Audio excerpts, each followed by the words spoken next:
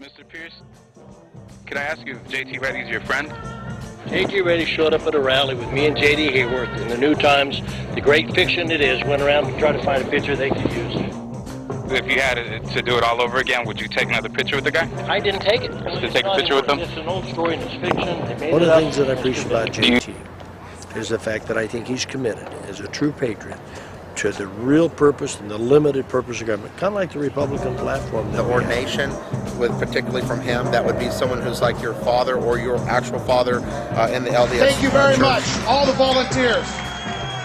Enough is enough.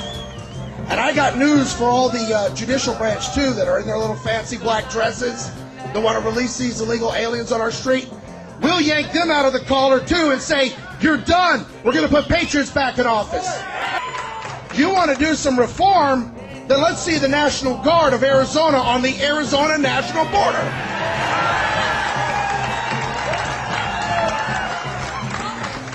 All the politicians want to act like this is and I say politicians because great people like Russell Pierce are statesmen. And how does this fit in with your idea of local control? I mean, this is a state imposing its ideas on the local district. That's a contradiction, isn't it? You're from Phoenix and you're saying to Tucson, this is what you can and cannot teach. And if you do teach this, we're going to cut 10% of your budget. How's that even legal? I was listening to your ad today, and it says that you're going to stand up against La Raza. What do you mean by standing up against La Raza? Well, it is the concept, two concepts. One, that in a class that our founding fathers should ever be disparaged. There's two concepts behind that. Our founding fathers brought all the freedoms that have enabled all the prosperity that's created the culture that we have in America. Even Jefferson, who owned slaves? Even Jefferson, who owned slaves. How's that freedom?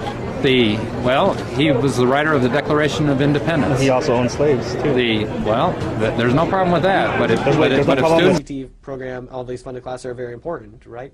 Oh, yes. Mm-hmm. But in May of 2009, you voted yes on a bill that would cut $550 million from the Department of Education, and a lot of that was actually CTE, the money that would have been going to CTE. What factors led to this decision? Well, tell me a little bit more about that vote. What committee did it take place in? I actually have that right here. This was right here.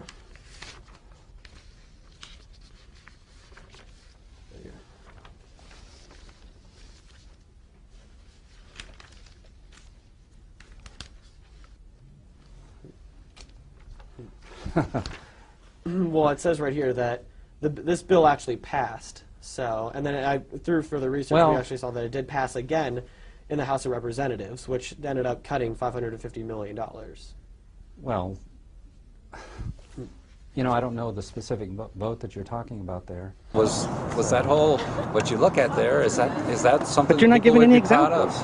Well, I'm proud of it. Are you guys proud of it? Yes. We're proud. Well, and this is our town. This is our district. Well, you're imposing your will on our district.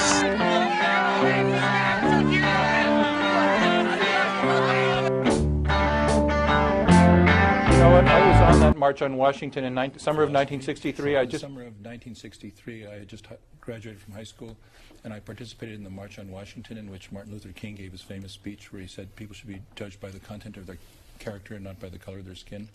In which Martin Luther King said, and we all remember it since then, I dream of a day when my son will be judged by the content of his character and not the color of his skin. I served 8 years as superintendent of schools, and that's all that's allowed. So to your critics who say this is about politics, you're basically trying to appeal to potential voters out there. I've been fighting for this law for 4 years, and this is among my most deeply held beliefs. I mentioned to you being on the March on Washington where Martin Luther King gave his speech. I believe very deeply that people are individuals.